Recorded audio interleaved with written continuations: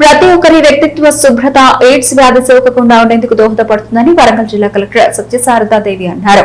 ప్రజాపాలన ప్రగతి ప్రణాళిక 99 రోజుల ప్రణాళికలో భాగంగా హెచ్ఐవి ఎయిడ్స్ పై తాత్కాలిక వైద్య కళాశాల నుండి ఇండియన్ మెడికల్ అసోసియేషన్ హాల్ వరకు అవగాహన ర్యాలీ నిర్వహించారు. ప్రతి ఒక్కరూ సోషల్ రెస్పాన్సిబిలిటీగా ఉండి హెచ్ఐవి ఎయిడ్స్ వ్యాధి సోకకుండా జాగ్రత్తలు తీసుకోవాలని, ఆసుపత్రికి వెళ్లినప్పుడు ఒకరికి వాడిన సిరంజ్ మరలా ఉపయోగించకుండా జాగ్రత్తలు తీసుకోవాలని, వ్యక్తిత్వ పరిశుభ్రత ఎయిడ్స్ సోకకుండా ఉండేందుకు దోహదపడుతుందని జిల్లా కలెక్టర్ అన్నారు.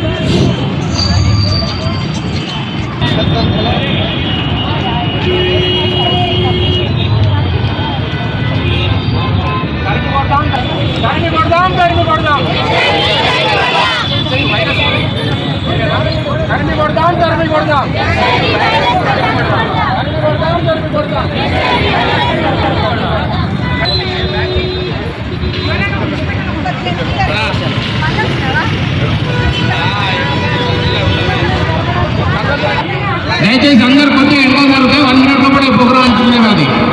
హెచ్ఐవి అంటువ్యాధి కాదు, హెచ్ఐవి అంటువ్యాధి కాదు, హెచ్ఐవి అంటువ్యాధి కాదు.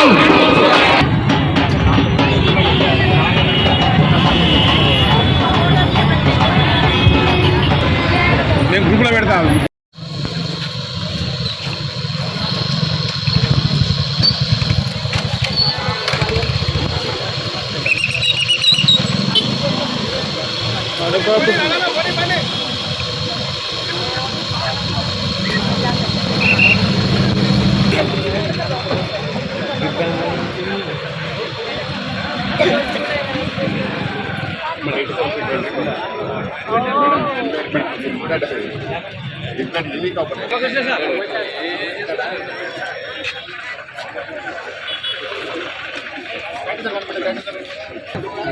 పిల్లలు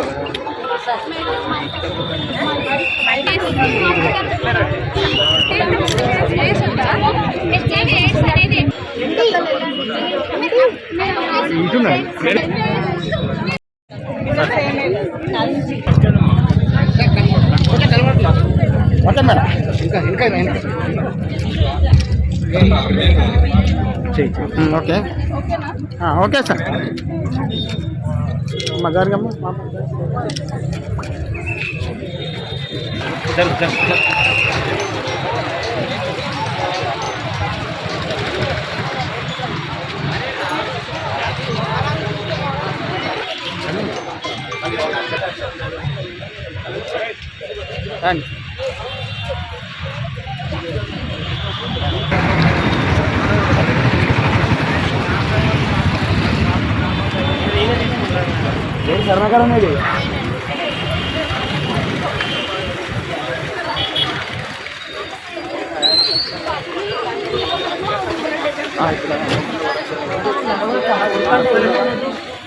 కలెక్టర్ ఒక ఫోటో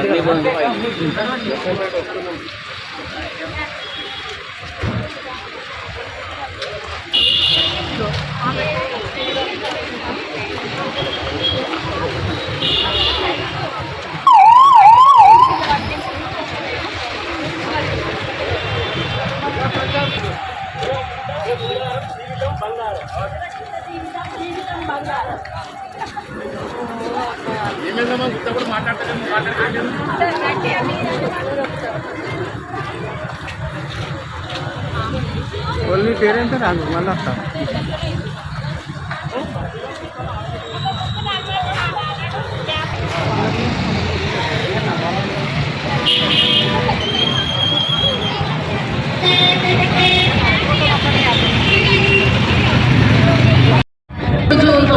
రోజుల ప్రజాపాలన ప్రగతి ప్రణాళికలో భాగంగా మనము హెచ్ఐవి ఎయిడ్స్ పై అవగాహన కార్యక్రమం ఈరోజు నిర్వహించుకుంటున్నాము. హెల్త్ టీంలో ఈరోజు ఇది 4వ రోజు.